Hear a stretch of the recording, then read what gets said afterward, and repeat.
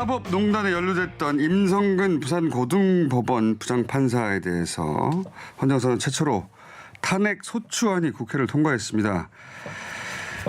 이 탄핵 소추를 처음부터 여기까지 끌고 왔다고 해도 과언이 아닌 이탄희 의원 전화 연결해보겠습니다. 안녕하세요, 의원님. 예, 안녕하세요. 자, 본인이 판사 출신으로서 법원에 있던 동료를 결국은 탄핵 소추하게 만드는 법안을 내고 결국 가결시킨 데 대한 소회가 여러 가지 있을 것 같습니다. 그 대목부터 여쭤보겠습니다. 예. 근데 사실 솔직히 말해서 저는 판사가 아닌 지 오래돼가지고요. 그래요? 그리고 제가 판사라는 게 사실 과거의 직업의 하나에 불과하고 태어날 때부터 판사였던 것도 아니어가지고. 그렇군요.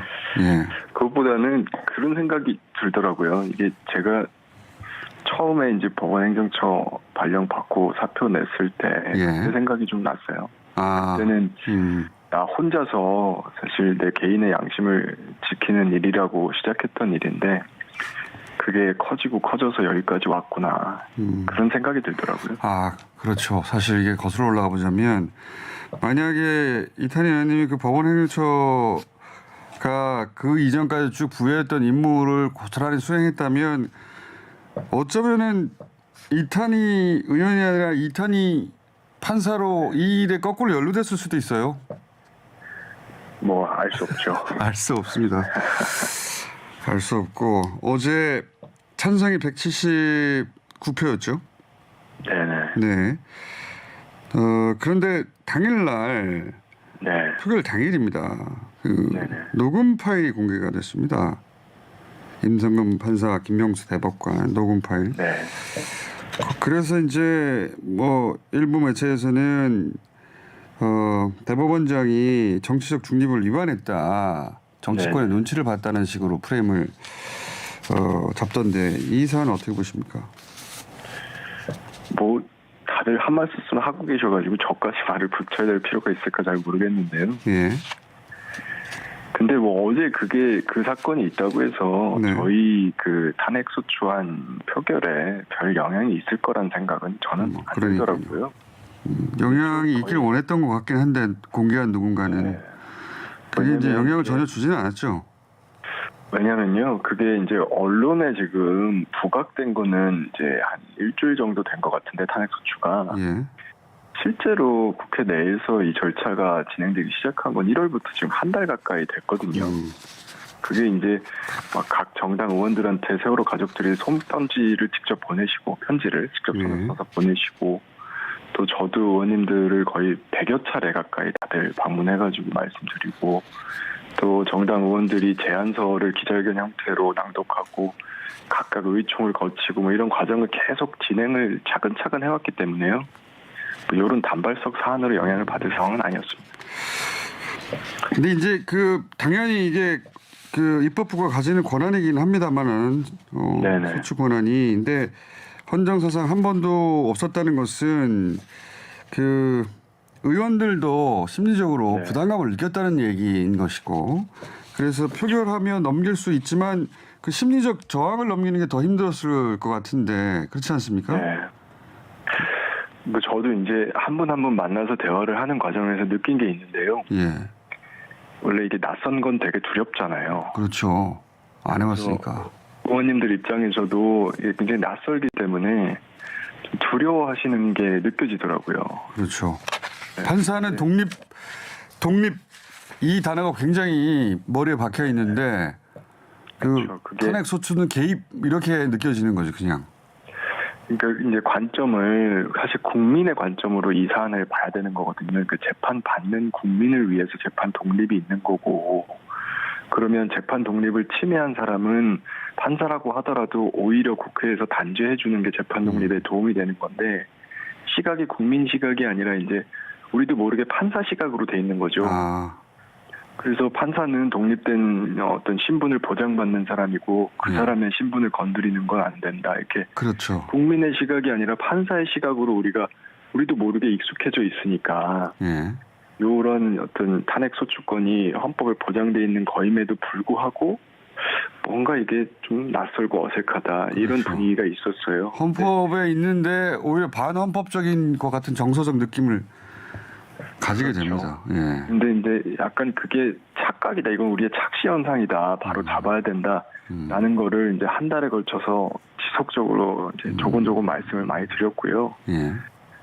뭐 저는 사실 언어의 힘이라는 거를 이번에 많이 느끼게 됐어요. 이렇게 말로 하나씩 설명을 드리고 또 우리가 같이 토론을 하다 보니까 결국 옳은 방향으로 가더라고요. 그래서 뭐 역사적인 의미도 있지만 우리 국회의원들한테도 좋은 학습의 기회였다고 생각합니다. 그 지금 말씀하신 내용을 한 줄로 표현하신 게 판사는 신입니까 하는 문장 아닙니까, 그죠? 예, 그렇죠. 그 사실 제가 먼저 쓴 말은 아니고요. 예. 우리 세월호 가족분들이 그 손편지에 직접 적으신 문구예요. 그래서 그러니까 제가 소개했던 겁니다. 판사는 헌법을 위반해도 처벌받지 않는 것이냐, 판사가 신이냐 이렇게 한 문장으로 손편지에 네. 세월호 유가족분들이 쓰신 건데 네. 여기에 다 담겨 있는 말인 것 같습니다. 판사는 공무원이죠. 그렇죠. 뭐 네. 공직의 하나일 뿐이고요. 그리고 이제 판사들 스스로도 좀 생각을 해봐야 됩니다. 그 판사라는 거를 자기가 공부 잘해서 그리고 뭐 사법시험 합격해서 취득한 나의 어떤 소유물이다, 사적인 소유물이다 이렇게 생각하는 경향이 있거든요. 근데 그건 아니죠. 이제 헌법에 의해서 국민들이 권한을 위임해 주신 것이고요. 그런 권한 위임의 조건을 자기가 위배했으면 언제든지 수거당할 수 있는 거죠. 그러니까요. 의원님 말씀 들으면 당연한 것인데 그동안 한 번도 없었을 만큼 어려웠습니다. 예. 자, 국회는 이제 소추안을 발의했는데 이게 이제 헌법재판소로 가게 되는 거죠? 네네. 예, 대통령 때하고 마찬가지 절차인데 대통령 탄핵과. 근데 이제 그런 얘기들을 합니다. 어차피 곧 그 사표 네. 임기가 끝날 분이었기 때문에 네. 실익이 없지 않느냐, 실익이 어차피 관둘 사람이었는데 네네. 이렇게들 해설을 하는 분들도 있던데 어떻게 보십니까? 제가 이제 두 가지를 나눠서 말씀드리고 싶은데요. 첫 번째는 일단 저희가 이 탄핵소추 절차를 밟은 취지가 개인 한 명을 탄핵하는 데 있는 게라기보다는 그렇죠. 그것보다는 행위의 기준을 마련하자는 거예요. 그 도대체 판사라고 하는 이 직업의 사람들은 아무리 헌법을 위반해도 도대체 형사처벌도 안 받고 징계도 안 받고 변호사도 하고 그렇죠. 그다음에 공직에 또 다시 돌아오고 도대체 어떻게 이런 직업이 가능하냐. 이건 있을 수 없다 민주공화국에서. 판사만 그렇죠. 그래서 네. 그렇죠. 그래서 이 사람들한테 어떤 우리가 공적으로 제시할 수 있는 직업 윤리의 기준, 행위 기준을 마련하자. 이게 이 사건 그 탄핵소추 추진의 핵심적인 목적입니다. 이게 실익이라는 게 그 개인에게 어떤 불이익을 준다 안 준다가 아니다. 여기서 실익은 그렇죠. 기준이 거죠. 실익인 것이다. 그렇죠. 그래서 결정문에 예. 행위 기준이 설치됐으면 좋겠다. 이게 저희의 바람이고요. 이제 그것과 별개로 두 번째로 말씀드릴 내용은 예. 그런데 이제 이 사건 그렇다고 헌법재판이 그러면 어떤 속도로 진행되고 네. 언제 어떻게 결정될 거냐 이거의 문제에 있어서도 예. 사실 저는 일각에서 보듯이 뭐 이건 무조건 2월 전에는 안 돼. 그리고 2월 지나고 나면 각하야. 이건 정말 잘못된 접근이라고 생각해요. 그럼 왜 그렇습니까? 왜 그렇게 생각하냐부터 제가 설명하냐면 네. 뭐 임기가 2월 말이면 끝나는데 헌법재판소라는 게 얼마나 오래 걸리는데 그게 지금 보름 만에 나오겠어? 이런 거죠. 그렇죠. 그래서 일단 속도 문제도 예. 헌법재판소가 어떤 속도로 결정할지 알 수 없거든요. 그건 맞습니다. 예전에 보면 BBK 특검법 같은 거 기억하실 텐데 예. 14일 만에 판단했거든요. 맞아. 2주 만에 나왔어요. 예. 그렇죠. 권한쟁의 사건. 예. 그런 경우들도 있고 또 뭐 18일 만에 결정된 법안 관련된 그 판결도 있고요.